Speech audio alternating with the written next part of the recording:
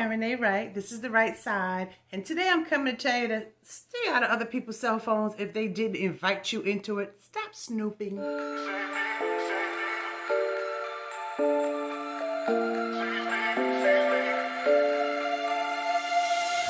ask you a question about snooping in other people's cell phone. Do you get satisfaction from it? Be very honest with yourself. Do you get satisfaction when you go through someone else's cell phone? Do you get this, or pants pockets, or pocketbook? Do you get satisfaction when you finish, or do you usually feel worse? And I'm here to tell you that I bet most people feel worse. If you go through it and you find what you think was going to be in there, do you feel better? Do you feel justified, and now do you feel better? Or now are you about to have an argument with someone? Or now are your feelings hurt? Or now do you feel a whole different emotion than you thought you would?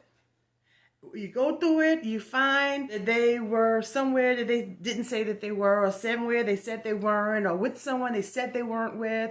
Or do you feel better? I knew they were together. Okay, now I feel better. Yeah, that's not how it happens.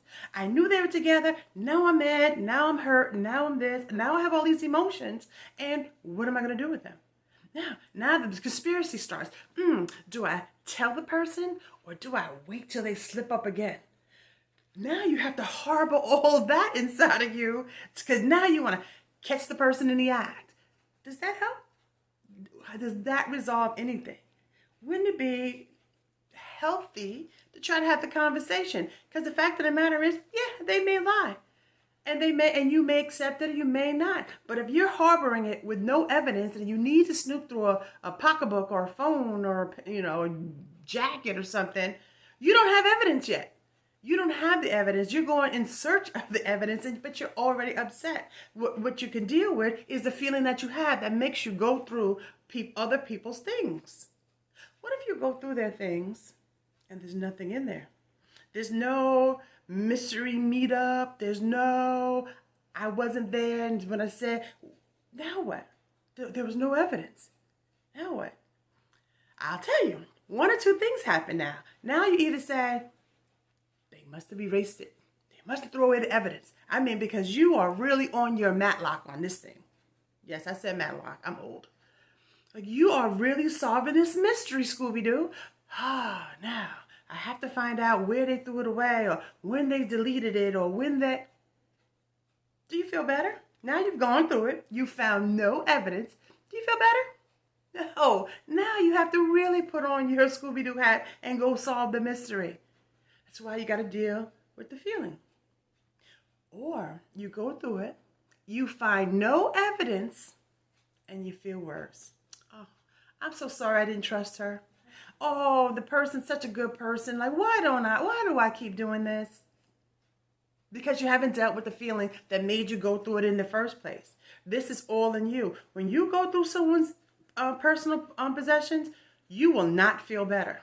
You are guaranteed to feel worse. Now, you may feel vindicated, and you may feel, your evidence has been confirmed. You still don't feel better. You still feel worse, because now you're either angry or hurt.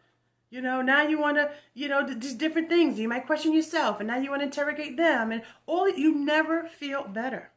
So try to deal with the feeling that brought you to that pocketbook, to that cell phone.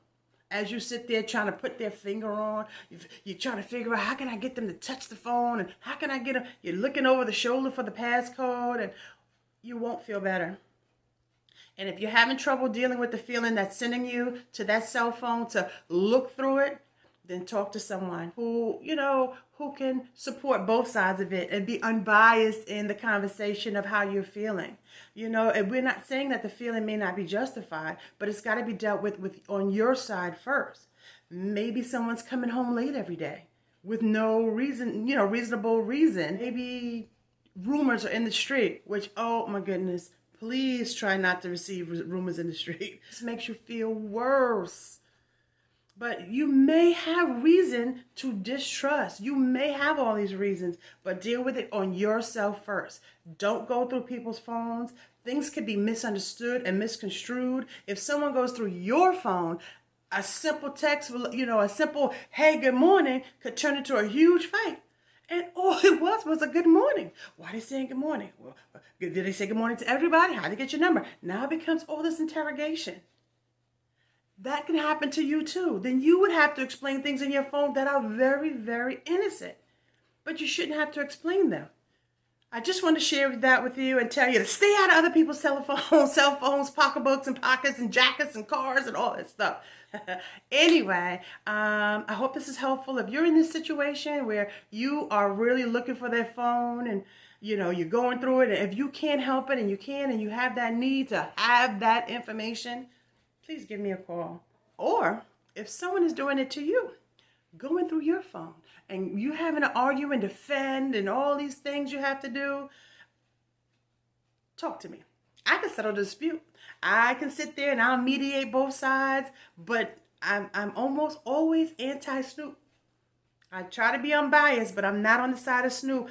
If someone is snooping through your phone or you're snooping through someone else's phone, my question is going to be, well, what was the feeling that led you to do that? Why did you feel that was happening? Now, I don't mean the evidence of what other people are doing. I mean the feeling that's inside of you. Okay? Hope this was helpful. I'm Renee Wright. This is The Right Side. Thank you for stopping by. Have a great day.